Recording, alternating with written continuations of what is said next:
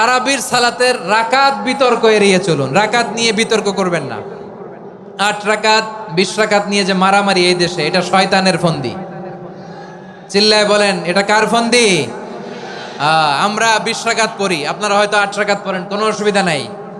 আমরা যারা 20 রাকাত আমরা পড়তেছি, আমরা 20 রাকাতের কথাই বলি। 20 রাকাত আমরা পড়বো আজীবন।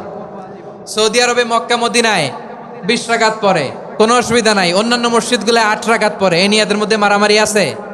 হ্যাঁ, এই জন্য রাকাত বিতর্ক এড়িয়ে চলবেন। প্রিয় ভাইয়েরা, আপনার আমল আল্লাহর কাছে কবুল হবে সংখ্যার বিচারে না উত্তমতার বিচারে? বলেন তো, সংখ্যার বিচারে না উত্তমতার বিচারে?